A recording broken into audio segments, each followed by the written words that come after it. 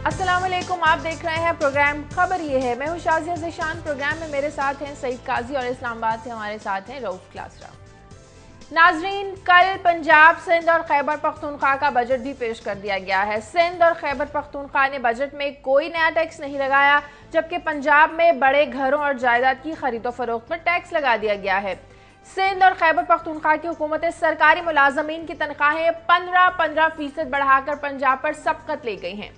तीनों सूबों की तीनों हुकूमतें अपने अपने बजट को अवाम दोस्त बजट करार दे रही हैं, लेकिन दूसरी तरफ पिछले एक हफ्ते के दौरान पेट्रोल और डीजल महंगा 2 बार कर दिया गया है।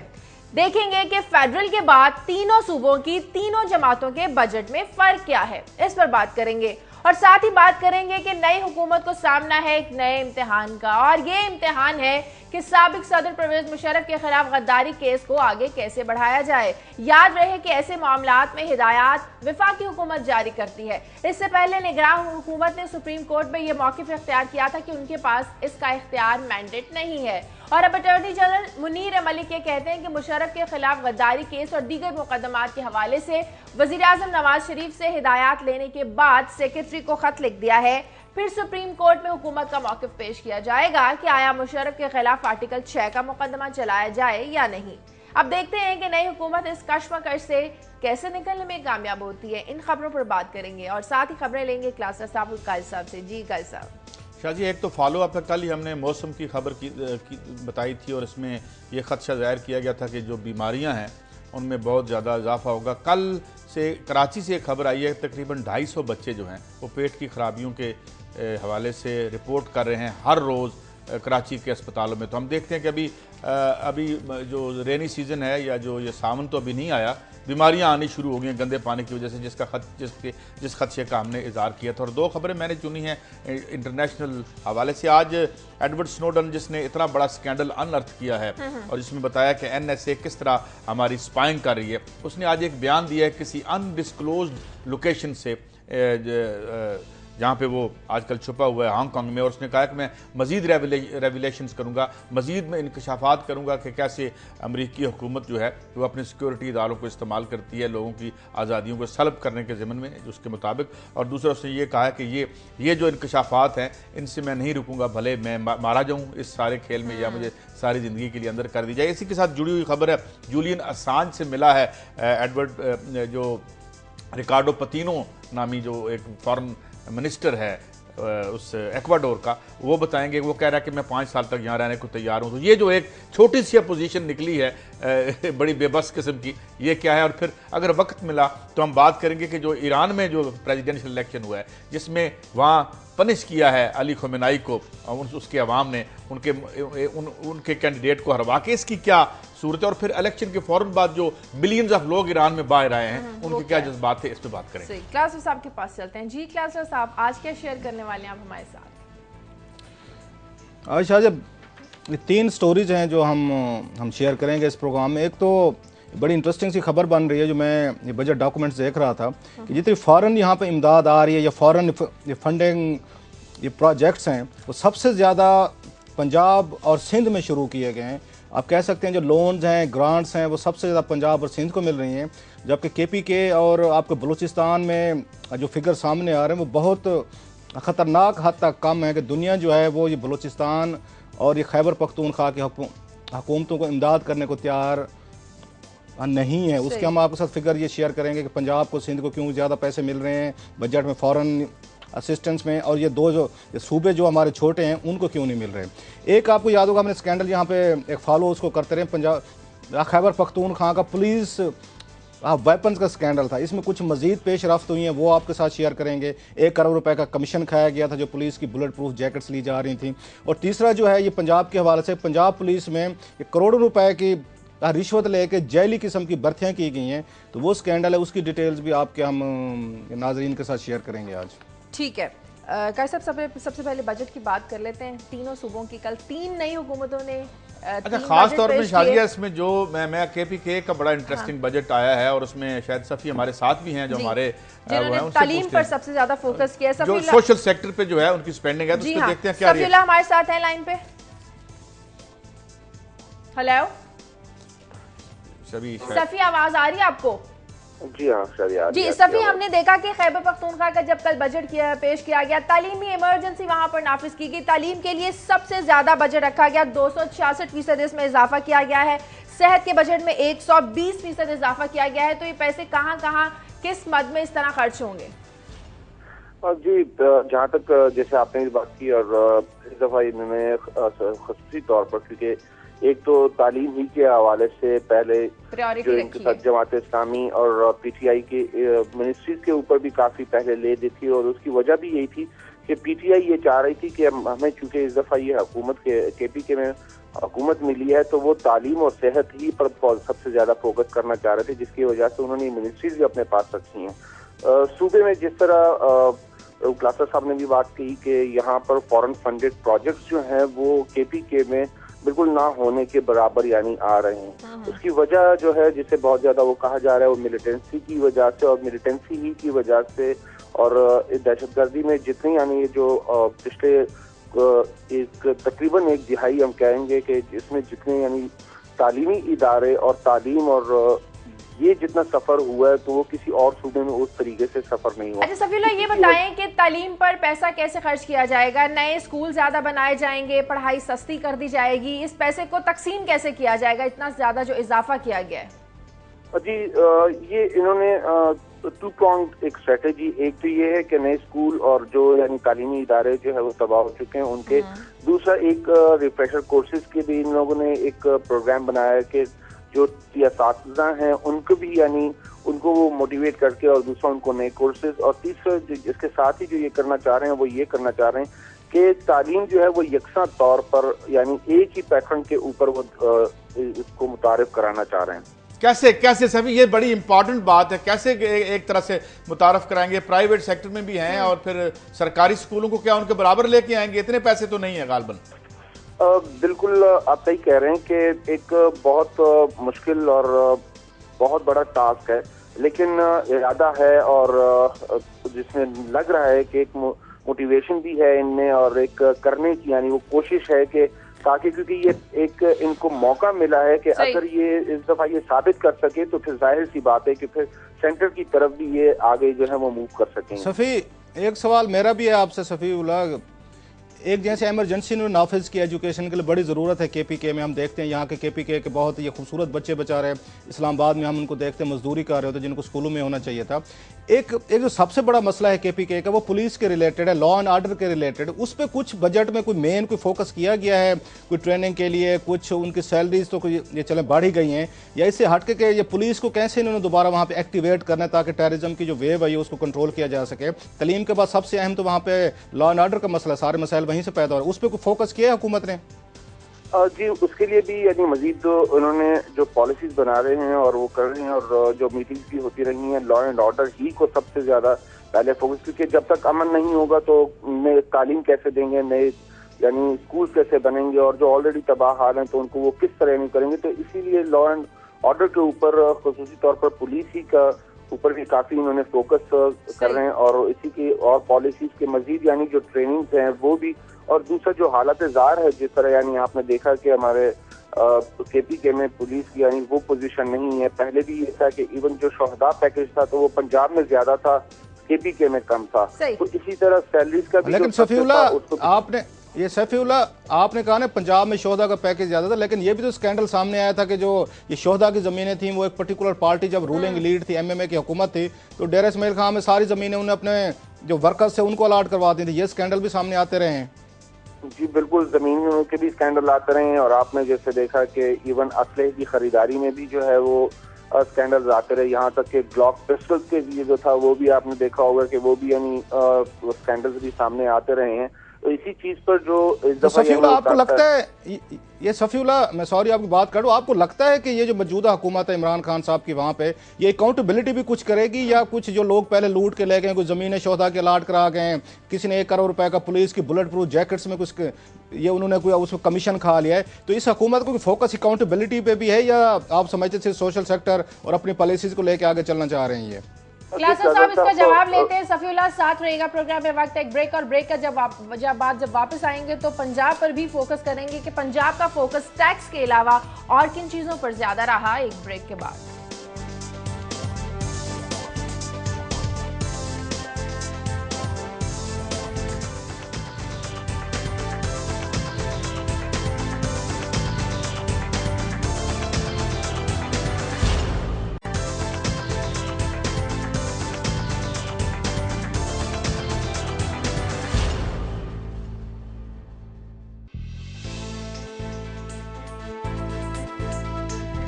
ब्रेक के बाद खुशामदीद पेशावर के ब्यूरो चीफ सफीउल्लाह गुल हमारे साथ मौजूद है। सफीउल्लाह, क्लासा साहब आपसे सवाल कर रहे थे, क्या पीटीआई खैबर पख्तूनख्वा में अकाउंटेबिलिटी का कोई इरादा रखती है? पिछले 5 सालों में जो लूटा गया, जो आवाम का पैसा खाया गया, खजाना खाली किया गया, उसको वापस लाने का कोई इरादा रखती है? और मैं भी इसमें एक बात ऐड कर दूं, ये जमीनों की स्कैंडल की जो बात कर रहे हैं, उस वक्त तो खुद जो सिराजुल हक साहब जिन्होंने बजट पेश किया है वो उस हुकूमत का हिस्सा थे, तो ये कुछ बताएंगे हमें फिर कैसे हो गए एहतसाब? अब बहुत इम्पोर्टेंट, यानी आपने ये बात की कि जो सबसे इम्पोर्टेंट है वो यही है, और हमारे जो बदकिस्मती से हमारे मुल्क के साथ जो होता रहा है वो यही होता रहा है कि जो लूट लिया, जिसने खा लिया, जिसने पी लिया, तो वो यानी उससे भी पूछा नहीं जा रहा, और अगर पूछा भी जा रहा है तो इतना लंबा प्रोसेस होता है कि वो उसमें फिर यानी खत्म हो जाता है, दोबारा एक और हुकूमत आ जाती है। इस तरह आपने कहा कि जमीनों का भी जब स्कैंडल आया था तो उस वक्त एमएमए का दौर था। अब दोबारा अगर हम कहें तो सिराजुल हक साहब की जिस तरह आपने बात की, लेकिन अब वो एमएमए में उन्होंने वो जम नहीं किया, जमात इस्लामी ने अपने आप को अलग रखा, एमएमए से रखा।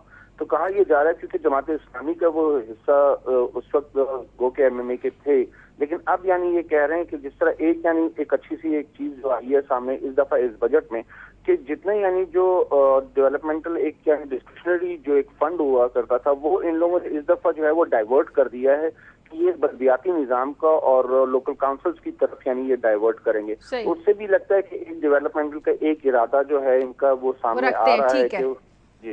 अच्छा, मैं शादी कलासरा साहब की भी मैं एक नुक्ता उठाना चाहता हूँ। कल मैं एक प्रोग्राम में देख रहा था, इसहाक डार साहब ने एक बड़ी इंपॉर्टेंट बात की, मैं इससे रिलेट करता हूँ उसको। वो कह रहे थे जी ये इत्तसालात से जो हमने 800 मिलियन लेने थे हम नहीं ले पाए क्योंकि ग्रे ट्रैफिक का इशू था, और उन्होंने नाम नहीं लिया। ये कहा है कि जो ग्रे ट्रैफिक थी, ये जो टेलीफोन का 2 नंबर निजाम है, अरबों का एक स्कैम आप जानते हैं, उसमें फेडरल कैबिनेट के भी एक साहब मौजूद थे, उन्होंने कल एक प्रोग्राम में कहा। मैं कलासरा साहब से भी ये भी पूछता हूं कि ये क्या कुछ तय है कि आपको तो पता है कि इन्होंने करप्शन की, तो क्या हम अगली हुकूमत बिल्कुल फिर ये तय हो गया है कि भाई वो करके आप चले गए, वेरी गुड, अब अगले आ गए हैं, पूछेगा कोई नहीं, पूछता कोई नहीं है कलासरा साहब, और ये अब आप फेडरल मिनिस्टर खुद कह रहे हैं।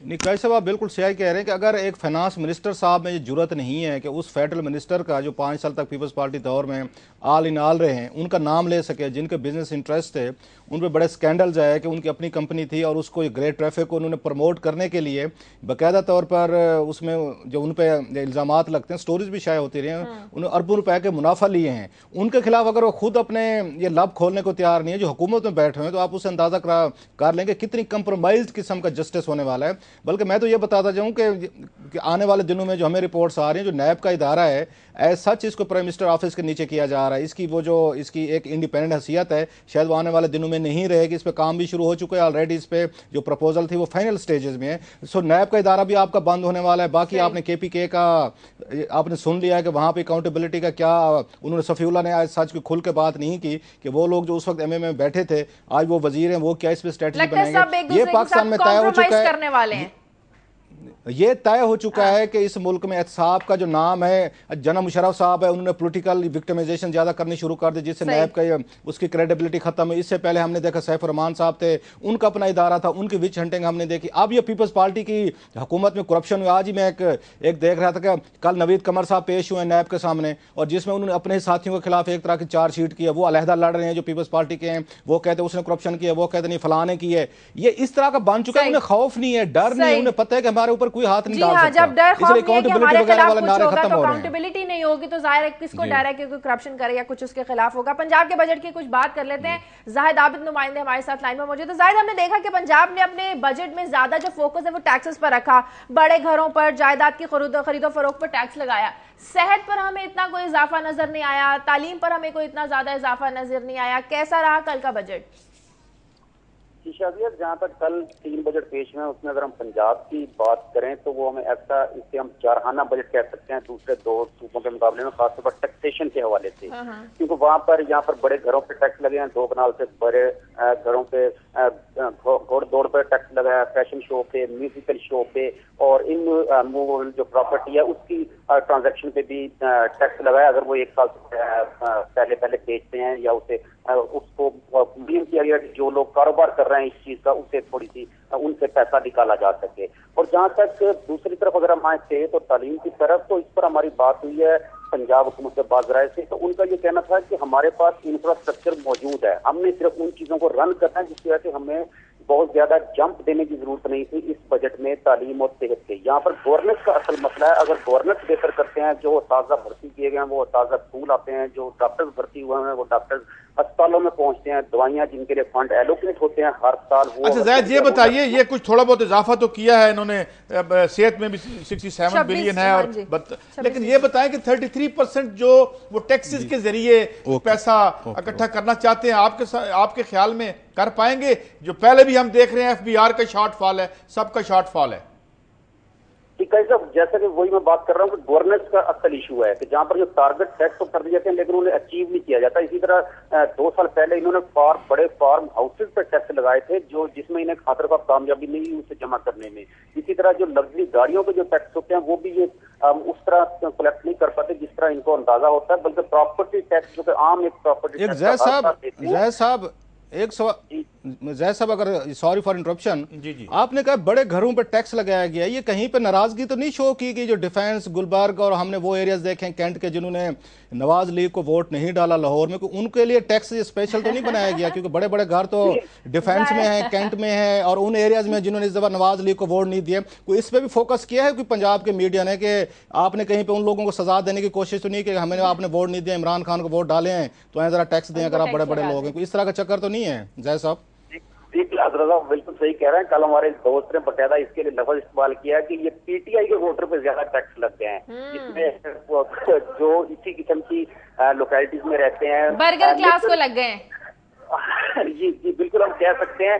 लेकिन एक अच्छी कोशिश ये नजर आई है कि इसमें टैक्स अगर कलेक्ट करने में ये कामयाब होते हैं तो लाजमी तौर पर उसमें इनको फायदा होगा। जहाँ तनख्वाहों का एक बड़ा मसला था, तनख्वाहों के सिलसिले में पंजाब हुकूमत का मौक़िफ़ है कि उनके पास सबसे ज्यादा मुलाजमीन है और इस वक्त भी जो उन्होंने 10% इजाफा किया है उस पर तकरीबन 4.5 अरब महाना उन्हें इजाफी देना पड़ेंगे। इस तरह अगर वो 15% पे लेके जाते तो ये दबाव मजीद था, बल्कि बाद कैबिनेट के बाद लोगों ने तो मजाकन ये बात काबीना में कि सरकारी मुलाजमीन जितना काम करता है उसके मुताबिक तो इनकी तनख्वाहें कम कर देनी चाहिए, मतलब ये एक कैबिनेट में मौजूद है। ये सवाल जय साहब ये सवाल तो वजीरों से भी पूछा जा सकता है, जितना काम ये करते हैं उसके बाद तो इनकी तनख्वाहें नहीं होनी चाहिए जिस तरह के ये इनकी अपनी एफिशिएंसी, इनकी अपनी मराहत हैं, ये वुज़रा वगैरह खुद ले रहे हैं और 3-4 लाख रुपए पर मंथ इन पे खर्चा आ रहा है। जी उन्होंने ही फैसला करना है, उन्होंने ही अपने बिल खुद पास करने हैं, तो उनके लिए तो फिर सब कुछ माफ होता है। लेकिन इस करने की कोशिश की है कल जो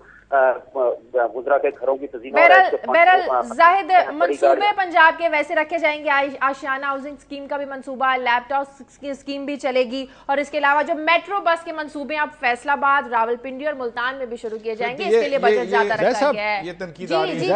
जय साहब आपने डिस्ट्रिक्ट गवर्नमेंट सबसे बड़ा हमारा वो रहा है, इन्होंने दावा भी किया था 6 माह में इलेक्शन करवाएंगे, कोई डिस्ट्रिक्ट गवर्नमेंट्स के लिए भी बजट रखा गया है कि उनको लिए कोई अलहदा इलेक्शन करवाने का रखा गया हो या कुछ उनको डेवलपमेंट साइड पे उसका कोई इनको सीरियसनेस नजर आती है पंजाब में कि इन्होंने कोई उसके जिलाई निज़ाम या बलदियाती निज़ाम के लिए कुछ पैसे रखे गए इस बजट में? 6 माह का वादा था इनका मैनिफेस्टो में हम इलेक्शन करवाएंगे। इलेक्शन का तो खास जिक्र स्पेसिफिक नहीं किया गया, लेकिन जो बजट में ये तकरीबन 200 अरब से ज्यादा रखी गई हैं, तो अब उसे वो किस तरह डिस्ट्रीब्यूट करते हैं, आया नया निजाम लाएंगे या नहीं लाएंगे, इसका इलेक्शन में कोई जिक्र नहीं है। लेकिन इस वक्त जो सूरत नजर आता है अभी तक मुस्लिम लीग नून के हलकों में कुछ ज्यादा ये चीज नहीं हो रही। वो पहले फोकस करना चाह रहे हैं अपनी ग्रास रूट लेवल पे, उसके बाद इसकी तरफ शायद वो जाना चाहेंगे। बहुत शुक्रिया जाहिद आबिद आपका। सिंध के बजट की थोड़ी सी सिंध के बजट की बात कर लेते हैं। 617 पुलिस की कारकर्दगी के लिए ज्यादा पैसा रखा है, ज्यादा पॉपुलिस्ट बजट आया। उन्होंने कहा 2 लाख नौकरियां हम देंगे, 617 बिलियन का बजट रखा है। तरक्याती बजट जो है 185 अरब का रखा है, मगर बात यह कि पिछले साल जो तरक्याती है जब बजट था, हमने यहाँ पे स्टोरी की थी कि उसका एक बहुत बड़ा ऐसा खर्च ही नहीं हो पाया था, लिहाजा ये रख दिया उन्होंने।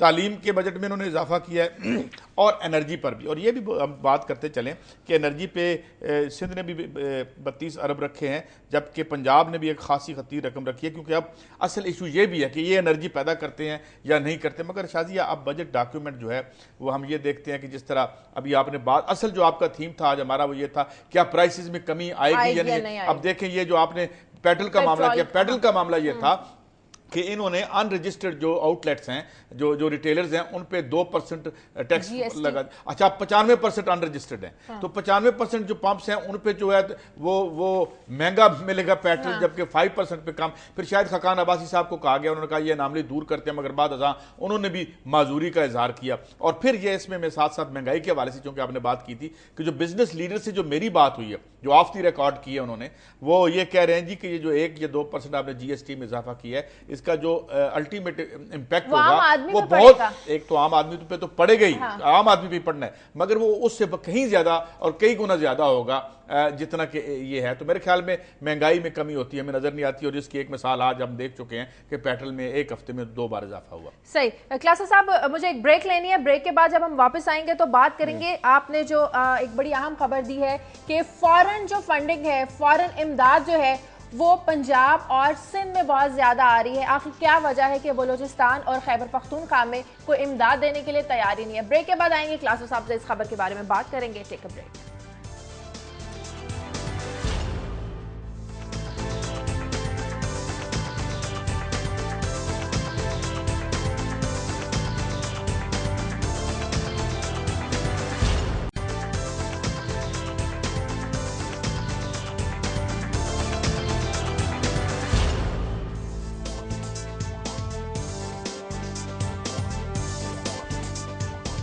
ब्रेक के बाद खुशामदीद। क्लासेस साहब, आपकी खबर की तरफ आते हैं। हम देखते हैं कि बैरूनी इमदाद से पंजाब और सिंध में बड़े बड़े मंसूबे शुरू किए जाते हैं। आखिर क्या वजह है कि बलूचिस्तान और केपीके को कोई इमदाद देने को तैयार ही नहीं है?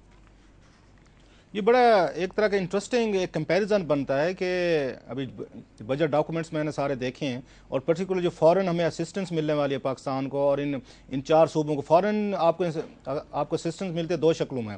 एक फेडरल लेवल पे मिलती है बरह रास्त, जो फेडरल हुकूमत के प्रोजेक्ट्स होते हैं, और बाज़ होते हैं सूबों को दी जाती है, उसको ग्रांट्स भी शामिल होते हैं, उसमें लोन्स भी होते हैं। जो इंटरेस्टिंग चीज़ देखने में आ रही है कि पंजाब पर ज़्यादा इनका फोकस है। जो हमारे फॉरेन लेंडिंग एजेंसीज हैं, चाहे ग्रांट्स देने में हो तो वो बड़े जनरस हैं, लोन देने में हूँ बड़े जनरस है। यहाँ तक बता दूं कि ये आपको केपीके को इस साल जो बजट नया इनका आ रहा है उसमें 3 अरब रुपए के करीब इनको बरह रास्त इनको लोन मिलेगा केपीके को डिफरेंट एजेंसीज की तरफ से। उसके मुकाबले में पंजाब को 30 अरब रुपए के करीब मिलेगा। ऐसे सिंध जो है 31 बिलियन से ज़्यादा उसको मिलेगा। जब बलूचिस्तान का शेयर इससे मजीद कम होकर आता है। तो ये बड़ा एक ऑलरेडी वो जो सूबे हैं जो बैकवर्ड भी हैं और वहाँ पर लॉ एंड ऑर्डर के मसाइल हैं, गुर्बत आपके सामने, एजुकेशन नहीं है, वहाँ पर उस तरह की फैसिलिटीज़ नहीं है जो पंजाब और सिंध में आपको मिलेंगी।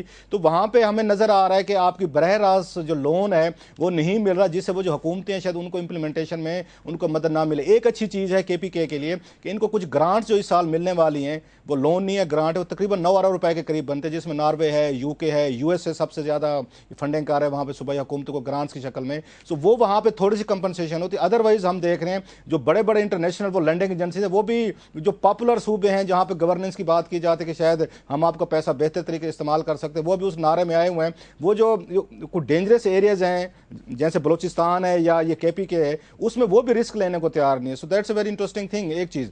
दूसरा जो मुझे लगता है कि काजी साहब का भी इस पर टेक लेना चाहूंगा मैं, कि इसलिए भी वो वहां पे मेरा ख्याल पैसे नहीं दे रहे कि पिछले कुछ अरसे में ज्यादा करप्शन की स्टोरीज जो हैं वो आपको वहां पे केपीके और ये बलूचिस्तान से भी आना शुरू हो गए हैं। सो जो आपको फॉरेन डोनर है या आपकी लैंडिंग एजेंसीज हैं, उनको ये लग रहा है कि पैसे तो हम आम आदमी के लिए देते हैं, बच्चों के लिए देते हैं, औरतों के लिए देते हैं, तो पता यह चलता है, जैसे पुलिस का हम आज स्कैंडल का फॉलो अप आज करेंगे तो पता यह चलता है 1 करोड़ रुपए का पुलिस की बुलेट ये प्रूफ जैकेट्स आपने लेने वो खा जाते हैं। आपने जमीनें शोहदा के लिए रखी हुई हैं, वो अपने वर्कर्स को अलॉट करा देते हैं। इस तरह की मजीद जब स्कैंडल सामने आते हैं तो फॉरेन जो डोनर है वो डिस्करेज होता है, आपके जो लैंडिंग एजेंसी वो पीछे हट जाते हैं। इसमें इमरान खान साहब जो हैं, मैं समझता हूं वो बहुत बड़ा एक वाइटल रोल अदा कर सकते हैं। जब वो अपनी पूरी तरह फुल्ली वो आ जाए पॉलिटिक्स में इन्वॉल्व हूं, उनको मेरा ख्याल चाहिए वो इंटरनेशनल इदारों से बात करें, उनकी अपनी क्रेडिबिलिटी है। मैं एक थोड़ा सा आपसे एक बात करना चाहता हूं क्लासरा साहब, ये जो आपने बड़ी इंपॉर्टेंट बात पॉइंट आउट की है, ये जो पैसा आ रहा है इसके हवाले से कानून भी बना था, ये जो हमारे जो नॉन गवर्नमेंट सेक्टर है इसमें आता है। बात यह है कि अगर यहां पॉवर्टी एलिविएशन के फंड्स देखें तो वो यकीनी बनाते हैं कि ऐसे लोगों को मिले जो पॉवर्टी खत्म करने के बजाय इजाफा करें और ज़ाती पॉवर्टी खत्म करें। आज तक जितना इस सेक्टर से पैसा आया है उसमें बजाय इसके कि एक जो आपकी इंटेलिजेंसिया है उसे करप्ट किया जाए, बजाय उसके कि उससे कोई काम लिया जाए। तो अब हम उनको टच भी नहीं कर सकते क्योंकि वो पैसे डायरेक्ट बाहर से आ रहे हैं, वो उनको जवाब दे हैं। सुनने में यहां तक आया है कि जी वो अपना हिस्सा भी रखते हैं, जो यहाँ आके उनके अफसरान जो है, इसमें हम बात ज्यादा इसलिए नहीं करते कि उनका, अब मसला ये है कि ये पैसा गुर्बत को खत्म करने की बजाय इन दी अल्टीमेट एनालिसिस ये एक निजाम जिसकी वजह से ये गुर्बत को दवाम देने का ये पैसा है, और फिर यहां बड़े इंटेलेक्चुअल्स अच्छी अच्छी टाइयां लगा के बैठ जाते हैं और हमें इस बैरूनी इमदाद और एनजियोटिक कल्चर के फजाइल से आगाह करते हैं, और इनकी ड्यूटी ही ये होती है कि जी हमें ये प्रोटेक्ट करें और हर उस आवाज को दबा दें जो इस आवाज के खिलाफ उठे। तो मेरे ख्याल में इसमें हैरानी की बात नहीं है। इसमें बड़ी इंटरेस्टिंग चीज एक और है, इस साल ये कैरी लूगर बिल के तहत जिससे बड़ा रोला पड़ा रहा है पाकिस्तान में, आपको याद होगा अच्छी खासी कंडीशनैलिटीज भी हटाई थी, वो मैं ये डॉक्यूमेंट देख रहा था, कैरी लूगर बिल की इमदाद बड़ी ड्रास्टिकली कट कर दी गई। इस साल पाकिस्तान को सिर्फ 1 अरब मिलेगा, लास्ट ईयर 6 बिलियन रुपीज मिले थे। सो दैट्स वेरी इंटरेस्टिंग, जिसकी कोई एक्सप्लेनेशन नहीं आ रही कि क्या वो जो इमदाद के उसका पैकेज था उसमें ये आप कह सकते स्पेंडिंग जो जितनी उन्होंने एलोकेशन की थी वो खत्म होने वाली है, लिहाजा आप 1 अरब रुपए पे आ गए, या कुछ कंडीशनैलिटीज थी जो हम नहीं पूरा कर सके। आपको याद होगा बड़ा इस पर पार्लियामेंट में दबाव आया था, बहुत सारा ये मीडिया में इस पे बातचीत, हमारी एस्टेब्लिशमेंट को बहुत सारे एतराज़ात थे कि कैरी लूगर बिल में जो उन्होंने ट्रांसफर पोस्टिंग की बात की थी, प्रमोशन की बात की थी कि फौज में जितनी भी होंगी आप उससे हमसे कंसल्ट करेंगे, और उसके बाद मेरा ख्याल है ये शाह महमूद कुरैशी साहब, ये लोन था या हमें कंट्रोल करने के लिए पैसे थे? देखिए हर चीज जो आती है, ये ग्रांट थी, ये लोन नहीं था। मैं लोन की बात नहीं कर रहा, अमेरिकन मोस्टली ग्रांट देते हैं। देखिए मैं आपको 2 बातें बताऊं। पहली बात तो ये कि इवन जो डायरेक्ट फॉरेन इन्वेस्टमेंट को हमने अमृत धारा समझ रखा है, उसके लिए रूल ऑफ थंब ये है कि $1 भेजते हैं, $14 लेके जाते हैं।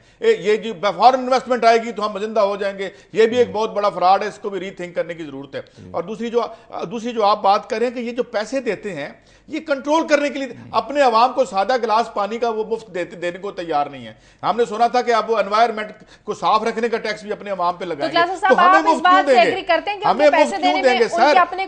ये अपने लिए करेंगे।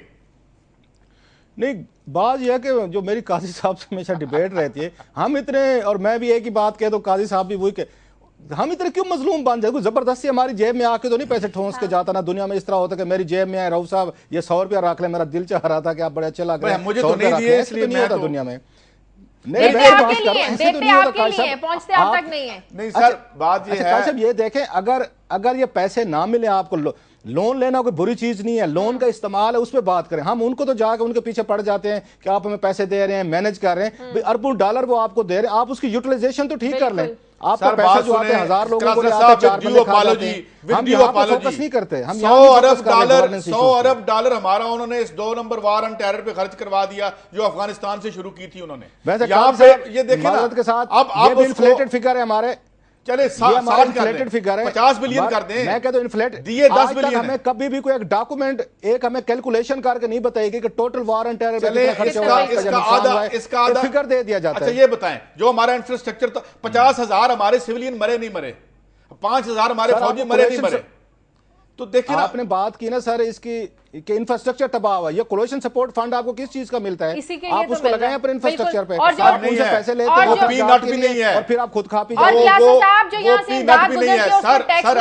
अर्ज ये है, इनके प्रॉफिट्स यहां निकाल के देखें, जहां से जो प्रॉफिट्स कमा के जाते हैं, ये 11.5 बिलियन रुपए आपने इस साल इनको टैक्सों में ये देने हैं, जो आपका डेट सर्विसिंग है, और ये $62 बिलियन का $72 बिलियन आप पे कर चुके हैं। ये इसकी कागजात मौजूद हैं, अगर कहें तो आप पेश किए जा सकते हैं कि ये कर्ज हम अदा कर चुके हैं सूद की मद में। तो बेसिकली दो चीजें हैं, हम दो चीजें मिक्स कर रहे हैं, हम दो चीजें मिक्स कर रहे हैं। एक आप तो हम लोन्स की बात कर रहे हैं, जो आप बात कह रहे हैं कि लोन का इस्तेमाल कैसे हुआ है। दूसरी बात हम ग्रांट्स की कर रहे हैं, जिन पर वो ये कर्जा नहीं होता आपको दिया जाता है। चले मैं आपको एक खबर और बताता हूं। ऑक्सफैम ने ऑफिशियली कहा है इनको कि जनाब हमें यहां वेलफेयर के लिए भेजा जाता है और पैसे पॉलिटिकली इस्तेमाल करवाते हैं। ये स्टोरी मैं कर चुका हूं इस प्रोग्राम में। ऑक्सफैम के वेबसाइट पर चले जाएं, जो बहुत बड़ी तकरीबन 100 ममालिक की है एक NGO, वो कहती है जी ये पॉलिटिकली इस्तेमाल करवाते हैं हमें, उन्होंने ऑफिशियली किया। अच्छा काजी साहब, बड़ी इंटरेस्टिंग चीज है, ये सारा खेल है सर आपकी। काजी साहब, आपकी इंडिया की पॉलिटिक्स में बड़ी गहरी आपकी निगाह है। इंडिया में बकायदा रियासतों के दरमियान मुकाबला शुरू हो जाता है कि कौन अपनी रियासत के सबसे ज्यादा डायरेक्ट फॉरेन इन्वेस्टमेंट लेके आता है, कौन ज्यादा ग्रांट्स लेके आता है। तो 85% लोग वहां जो है, 85% लोग गुर्बत से नीचे ही नहीं रह रहे, इंतहाई नीचे रह रहे। ब्रेक लेनी है क्लासेस अब प्रोग्राम में, वक्त एक ब्रेक का। काजी साहब, हमसे 18 करोड़ लोग नहीं मैनेज हो रहे, हमसे 18 करोड़ लोग नहीं मैनेज हो रहे, उनकी कुछ तो देखें, 1.5 अरब लोगों को उन्होंने मैनेज किया हुआ है। ठीक है, प्रोग्राम में वक्त एक ब्रेक का, ब्रेक के बाद वापस आते हैं।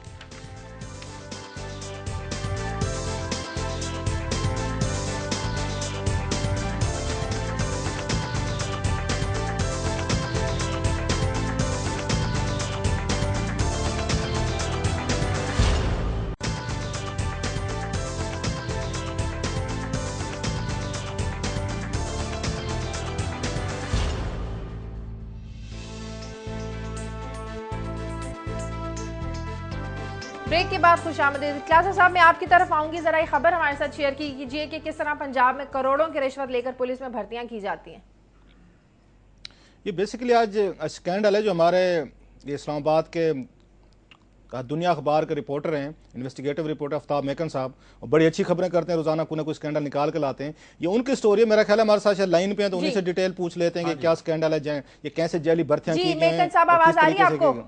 जी जी आ रही है शाजिया जी, जरा ये स्कैंडल हमारे साथ शेयर कीजिए, क्या किस्सा है, क्या कहानी माजरा है ये?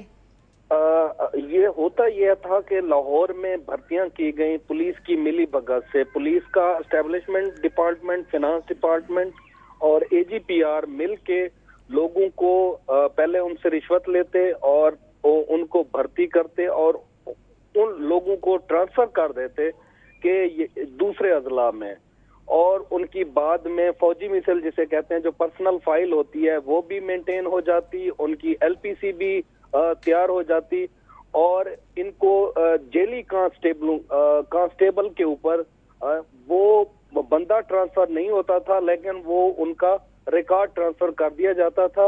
इस तरीके से ये जो पहला हमें इल्म हुआ, ये सारे अजला में हुआ है। तकरीबन लाहौर से लोग या पिंडी में। अच्छा, ये आफ्ताब अनर्थ कैसे हुआ, पता कैसे चला कि ये पैसे लेके किया गया है? ये CPO मुल्तान में एक बंदे ने FIR दर्ज कराई पुलिस वालों के खिलाफ, लाहौर पुलिस के खिलाफ, कि जी पंजाब पुलिस के खिलाफ, कि ये बंदे कहाँ से आ गए हैं, इनका कोई रिकॉर्ड नहीं है, कैसे आ गए हैं।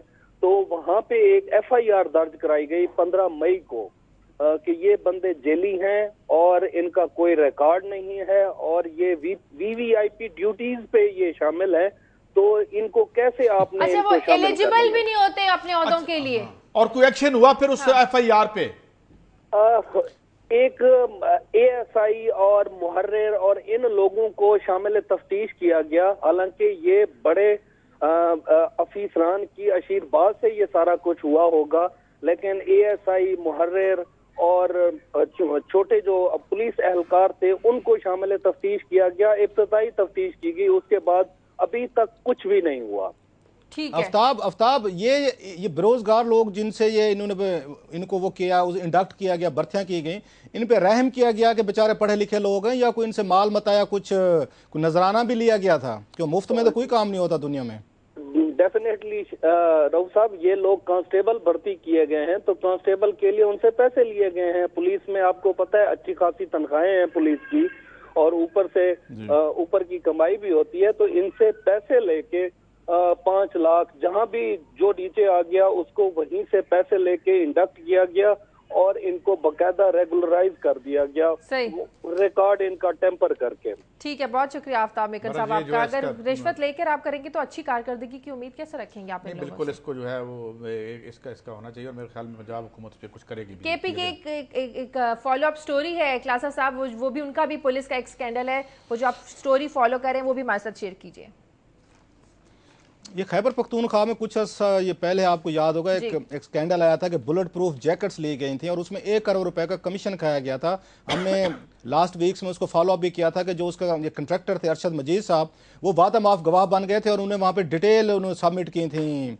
उन्होंने पेशावर हाई कोर्ट में बड़े स्टॉटलिंग उनकी इन्फॉर्मेशन आई थी, जिसमें वजीर आला जो उस वक्त थे अमीर हैदर खान होती थे, उनके भाई पे इल्ज़ाम लगाया था कि उनको भी उन्होंने करोड़ों रुपए की रिश्वत दी थी। IG पुलिस से नवीद मलिक साहब थे, उसमें कुछ ISI के अफीसर थे, ये उनको पेमेंट की गई थी, या इंटीरियर मिनिस्ट्री के थे।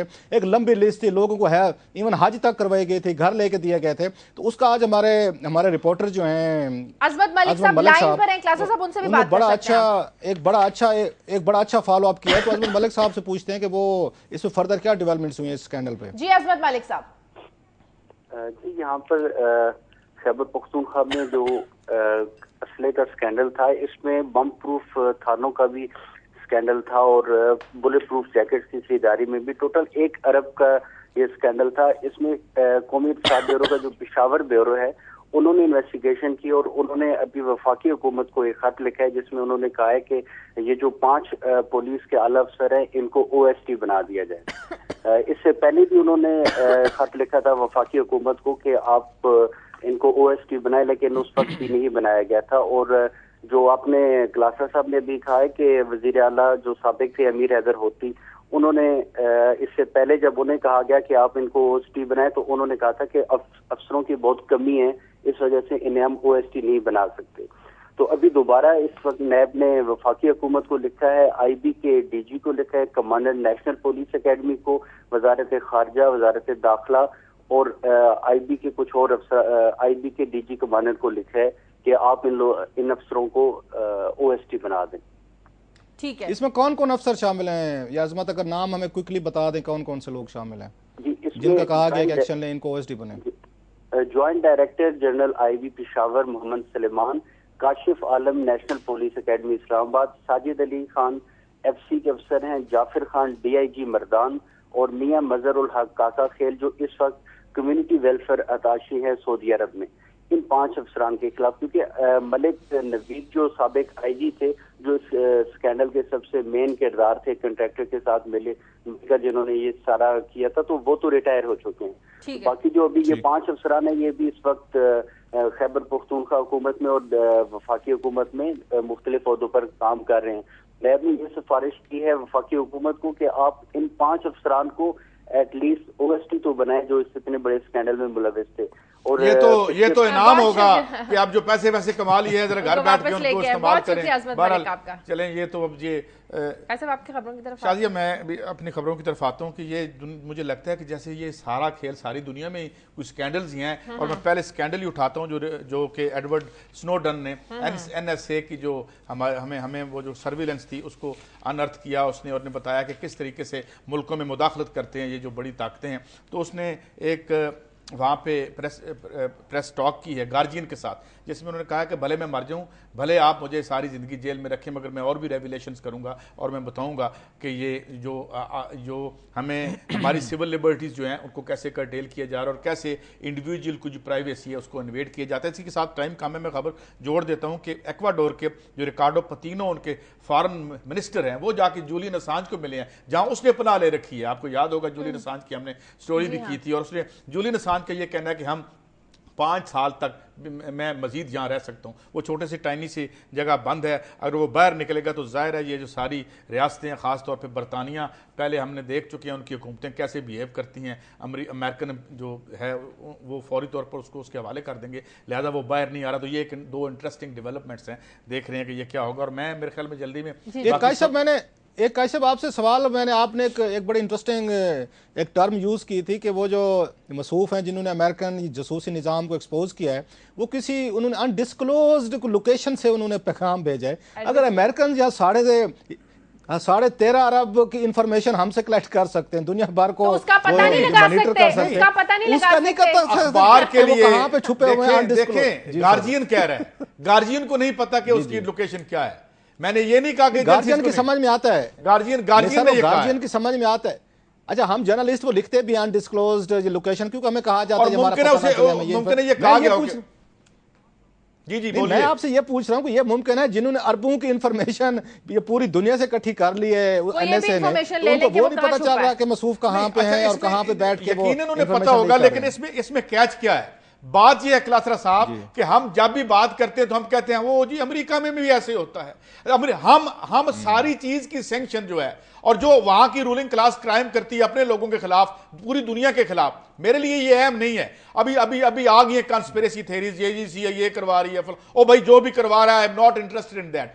हो क्या रहा है? We have right to that information कि ये लोग हमारे साथ जमहूरियत के नाम पे क्या करते हैं खेल। और अभी मैं एक खबर और भी साथ साथ लपेट दूं, ये जो क्रासरा साहब जीते हैं जो हसन रूहानी जो जीते हैं, ये बेसिकली एंटी खुमेनाई थे। और याद रहे कि अमेरिका और ईरान के इलेक्ट्रल सिस्टम में कुछ ज्यादा फर्क नहीं है। वहां भी दो पावरफुल कमेटीज जो हैं वो जो बंदों को सामने लेके आती हैं, फिर एक सरमाए का खेल होता है। यहाँ पे एक पावरफुल बॉडी बना रखी है अली खुमेनाई ने कि वो पहले प्रेसिडेंशियल उनको वेट करते हैं, और फिर तो उनमें से जो अली खुमेनाई के जो कैंडिडेट थे वो थे सईद जलीली, और वो हार गए हैं और उनको पनिश किया बाकायदा। और इनके जीतने के बाद जो है अवाम बाहर निकले हैं। तो यूं लगता है कि इन सारे इलेक्ट्रल सिस्टम्स के खिलाफ, जिस तरह अमेरिका में लोग बाहर निकलते हैं, यहाँ पे भी लोग बाहर निकल रहे हैं। मगर जाते जाते अगर शाजिया बात कर लें उसकी, तो बड़ा परवेज मुशर्रफ इम्तिहान है, कश्मकश से कैसे निकलेगी? आर्टिकल 6 लगाएगी मियां नवाज शरीफ की हुकूमत? मेरा ख्याल मियाँ साहब जितने परेशान हमें लग रहे हैं और हर बंदा पूछ रहा है कि मियाँ साहब क्यों इतनी सीरियसनेस का शिकार है। मियाँ साहब तो बड़े जॉली आदमी है, सेंस ऑफ ह्यूमर बड़ी है उनमें, जो उनको लोग ज़ाती तौर पर जानते हैं। तो मियाँ साहब का इतना संजीदा रहना, इतना उनका रहना तो लगता है कि बहुत बड़ा दबाव है। लोग तो यहाँ तक कहते हैं कि उनका वज़ीर आज़म बनने के बाद तवक्को की जा रही थी वो वहाँ पर जाएंगे, हाँ कराची कैद आज़म के मज़ार पे जाएंगे, एक रिवायत है वहाँ पे वज़ीर आज़म जाता है, जाके फातिहा करता है। तो मियाँ साहब तो वहाँ तक भी नहीं जा सके। इससे लगता है बहुत बड़े दबाव हैं, बोझ हैं, और जिनमें डेफिनेटली जना मुशर्रफ का सबसे ज़्यादा मेरा ख्याल है उन पे दबाव है कि वो कहते हैं टू बी या नॉट टू बी, कि उनको करते हैं तो भी फंसते हैं, नहीं करते तो भी साफ ज़रा हमारे जैसे आप जैसे लोग हैं वो उन पर दबाव डालेंगे कि आप तो क्या आप दावे करते थे कि हम आर्टिकल 6 लगाएंगे, अब टाइम आ गया आर्टिकल 6 से आप लगा के दिखाएं। इसलिए मेरा नवाज शरीफ साहब के लिए बहुत सारे मसाइल आने वाले दिनों में मजीद खड़े होने वाले हैं। जी कासिफ, आप इस पे कुछ कहेंगे? मेरे ख्याल में यही है, ये दुरुस्त फरमा रहे हैं कि प्रेशर आएगा और फिर ये है कि ना उन्हें छोड़ सकते हैं ना रख सकते हैं, अगर तो ऐसी बात है तो फिर मेरे ख्याल में दोनों। अटॉर्नी जनरल कह रहे हैं कि वज़ीर आज़म से हिदायत लेके अपना मौक़िफ़ अब ये बात जो है ना अपने लॉजिकल कंक्लूजन की तरफ आ रही है, और अब जो वो रिटन हिदायत आएगी उससे पता चल जाएगा क्या लाइन लेना चाहते हैं ये लोग। प्रोग्राम का वक्त खत्म हो गया। कासिफ क्लासा साहब, नाज़रीन प्रोग्राम के लिए आप हमें फीडबैक दीजिए। खबर@दुनिया TV.tv पर। कल तक के लिए इजाजत दीजिए। अल्लाह हाफ़िज़।